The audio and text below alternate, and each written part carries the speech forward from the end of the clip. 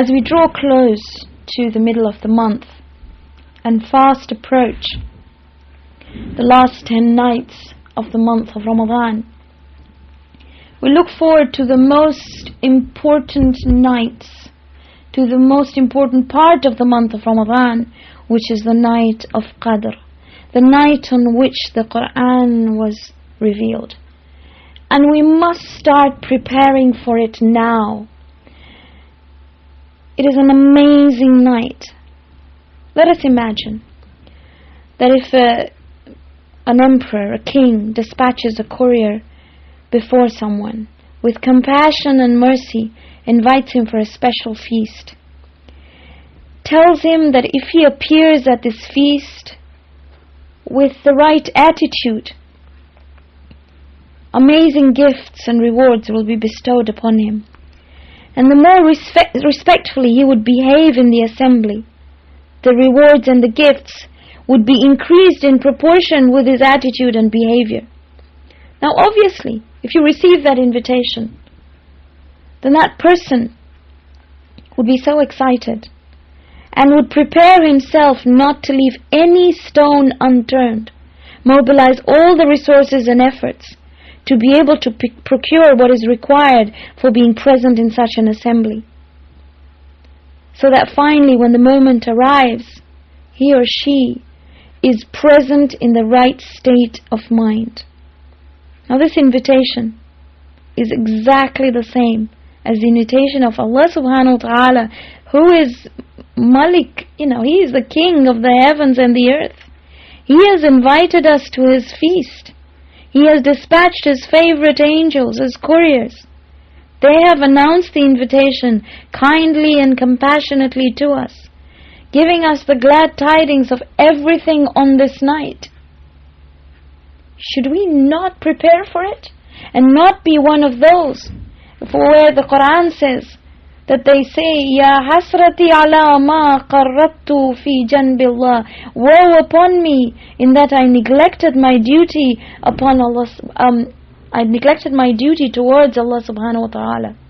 There has to be a planning, and this plan must extend for the whole night, what we're going to do, how we're gonna be able to deal with this amazing vibes on that night and be able to fulfill the duty of the night, so that it may assist us to reach our full potential.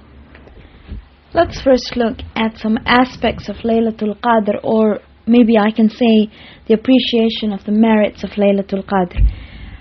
Prophet Musa alayhi salam once addressed Allah subhanahu wa ta'ala, says, Ya Rabbi, I desire to be near to you. And Allah said, whoever desires nearness to me, O Musa, is one who remains awake during Lailatul Qadr, awake and ibadah. Prophet Musa said, Rabbi, I wish to earn your mercy. Allah says, Musa, my mercy is granted to anyone who is merciful to the underprivileged during Lailatul Qadr. Rabbi, I wish to walk the right path. I wish to pass on the right path.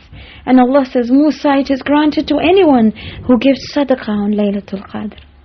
And Musa says, Ya Rabbi, I wish to enjoy the trees and fruits of Jannah. And Allah says, Musa, it is granted to anyone who praises me during Lailatul Qadr. Prophet Musa says, Ya Rabbi, I wish to achieve salvation from the fire.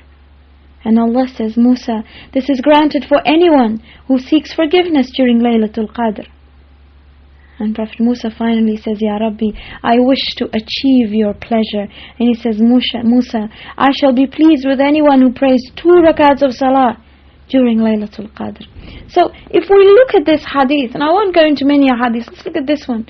We're talking about ibadah, we're talking about thinking of others, sadaqah, praise, forgiveness, and submission, because that in essence is what salah is. And to be able to prepare for it. So let's look at all of them. When we look at sadaqah, when we look at giving of charity, we are going through a phase of time where there is so much going on. We've heard about the earthquakes in Pakistan that have devastated families.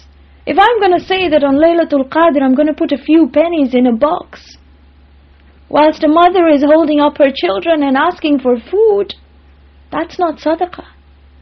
In preparation for Lailatul Qadre, if nothing else, send it now. Make sure it gets there. If it's lying in a box somewhere in your house, it is not sadaqah. So important to start preparing from now. So we've picked on sadaqah today. I'd like to talk about it for a bit. Rasulullah sallallahu alaihi wasallam has said, when sadaqah is given out of the hands of its owner, it says 5 things. It says, O one who is giving me, at first I was perishing and you gave me life. I was insignificant and you made me important. I was an enemy and you turned me into a friend.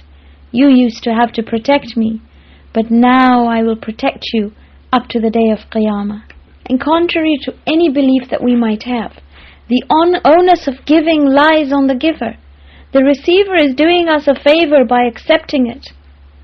And I've mentioned this so many times, but in Naf'at al-Dhikra, it is always beneficial to remind ourselves again. When Imam Zainul Abidin al-Islam was with his companions, when they visited one of the poor and needy of Medina, Imam gave him some money and kissed the man's hand.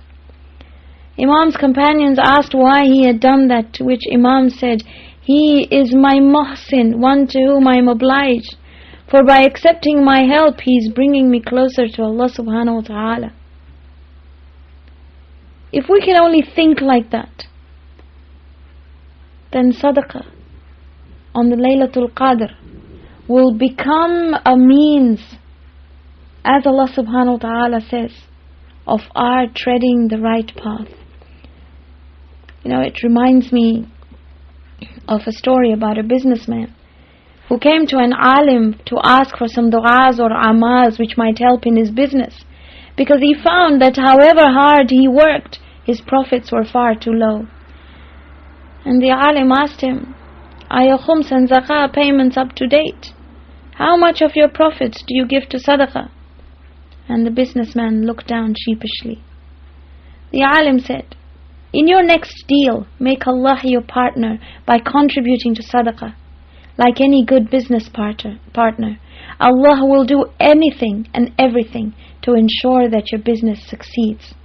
And it goes hand in hand with the hadith of Imam Ali alayhi salam when he said, if you are poor, do business with Allah by giving sadaqah. Now inshallah, over the next week, before we get to the last 10 nights, we will look at each aspect of preparation for Lailatul Qadr.